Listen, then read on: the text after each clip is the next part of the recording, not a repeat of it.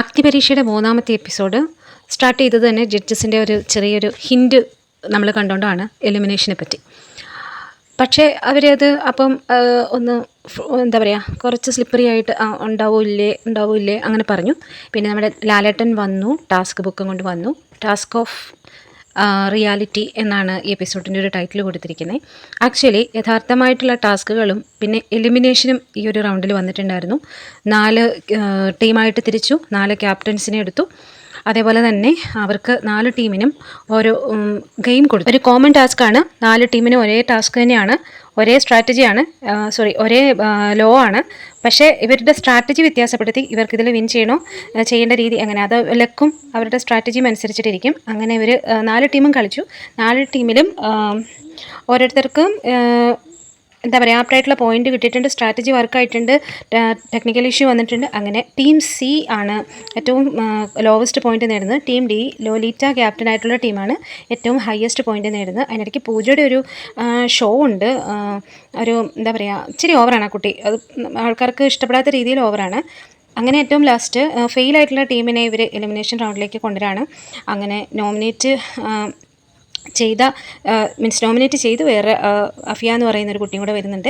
അങ്ങനെ ഇവർക്ക് എലിമിനേഷനിലേക്ക് വരാണ്. അതേപോലെ തന്നെ എന്താ പറയുക, വിൻ ചെയ്ത ആൾക്കാരിൽ നിന്നും പിന്നെ ഫെയിലായിട്ടുള്ള ആൾക്കാരിൽ നിന്നും ടീമിൽ നിന്നും ക്യാപ്റ്റന് മാത്രം എന്താ പറയുക ഇമ്മ്യൂണിറ്റി ഉണ്ട്. അയാൾക്ക് ഈ ഒരു എലിമിനേഷൻ റൗണ്ടിലേക്ക് അയാളില്ല, കാരണം അയാൾ ക്യാപ്റ്റൻ ആയതുകൊണ്ട് ഇമ്മ്യൂണിറ്റി ഉണ്ട്.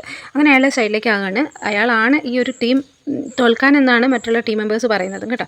അപ്പോൾ എനിവേ എലിമിനേഷൻ നടന്നുകൊണ്ടിരിക്കുകയാണ്. ആദ്യത്തെ എലിമിനേഷൻ ബിജു ചേട്ടനാണ് ആദ്യത്തെ എലിമിനേറ്റ് ചെയ്യപ്പെടുന്ന ആൾ. അദ്ദേഹം ഭയങ്കരമായിട്ട് ഫ്രസ്ട്രേറ്റഡ് ആയിട്ടുണ്ടായിരുന്നു. പിന്നെ രണ്ടാമത് ആരാധ്യ എലിമിനേറ്റായി, മൂന്നാമത് നിതിൻ എലിമിനേറ്റായി, ബോഡി ബിൽഡറാണ്, സുംബ ആണെന്ന് തോന്നുന്നു. പിന്നെ നാലാമത്തെ ആൾക്ക് വേണ്ടിയിട്ട് ഇവർ ഇങ്ങനെ സംസാരിച്ചുകൊണ്ടിരിക്കുകയായിരുന്നു. അഫിയ എന്ന ആളും ഷിൻജിത്തും പിന്നെ സേഫ് ആയിട്ടുണ്ടായിരുന്നു. പിന്നെ ഔട്ടായി പോയത് റഷ എന്ന് പറയുന്ന കുട്ടിയാണ്. പക്ഷെ എനിക്ക് പേഴ്സണലി ഇഷ്ടമാണ്. ജസ്റ്റിസ് ആയിട്ട് എനിക്ക് തോന്നി പലയിടം. രജനി കുറച്ച് ഓവറായോ എന്ന് തോന്നി, കാരണം ഇത്രയും അവരോട് ഹാർഷായിട്ട് പെരുമാറേണ്ട കാര്യമില്ല. എന്താ പറയുക, ആ പെൻഡൻറ്റ് തിരിച്ചെടുക്കുന്നുണ്ട്, പെൻഡൻറ്റ് വിന്നറായിട്ടുള്ള ആൾക്കാരിൽ നിന്നും. അതൊക്കെ ഇൻജസ്റ്റിസ് ആണ്. അതുപോലെ ഈ ബിജു ചേട്ടനെ പുറത്താക്കിയത്, ഈ റഷ്യനെ പുറത്താക്കിയതൊക്കെ ജസ്റ്റിസ് ആയിട്ട് എനിക്ക് തോന്നിയില്ല. കുറച്ച് പേരെ ഫേവർ ചെയ്യുന്നതോ അല്ലെങ്കിൽ കണ്ണടയ്ക്കുന്നതോ കറക്കി കുത്തുന്നതോ ഒക്കെ ആയിട്ടാണ് എനിക്ക് ഫീൽ ചെയ്തിട്ടുള്ളത്. രഞ്ജിനി ഇച്ചിരി ഓവറാണ്, എന്തായാലും അത് നല്ലതല്ല. എനിവേ അങ്ങനെ തന്നെയാണ് കമൻസും വരുന്നത് കേട്ടോ. റഷ്യ വളരെ സങ്കടത്തോടെയാണ് പുറത്ത് പോയിരിക്കുന്നത് കേട്ടോ. റഷ്യ നല്ലൊരു കണ്ടസ്റ്റൻ്റായിട്ട് എനിക്ക് ഫീൽ ചെയ്തു. മറ്റുള്ളവരുടെ കാര്യം എനിക്കറിയില്ല, എനിക്ക് അങ്ങനെയാണ് ഫീൽ ചെയ്തത്. എനിവേ അങ്ങനെ 3rd എപ്പിസോഡ് കഴിഞ്ഞപ്പോഴത്തേക്കും 40 പേരിൽ നിന്നും 36 പേരിലേക്ക് കണ്ടസ്റ്റൻസിൻ്റെ എണ്ണം കുറഞ്ഞിട്ടുണ്ടായിരുന്നു. ഇനി അങ്ങോട്ട് ഇങ്ങനെ കുറഞ്ഞ് 6 പേരിലെത്തി നിൽക്കും കേട്ടോ. എന്തായാലും ഇതൊരു വലിച്ചു നീട്ടലാണ് 21 ഡേയ്സ് എന്ന് തോന്നുന്നുണ്ട്. എനിവേ നമുക്കിപ്പം ബിഗ് ബോസ് തുടങ്ങി നമ്മുടെ ലാലേട്ടനൊക്കെ വന്നു കഴിഞ്ഞാൽ ഒരു ഊർജ്ജം ഉണ്ടാവുള്ളൂ. അതുവരെ നമുക്ക് വെയിറ്റ് ചെയ്യാം.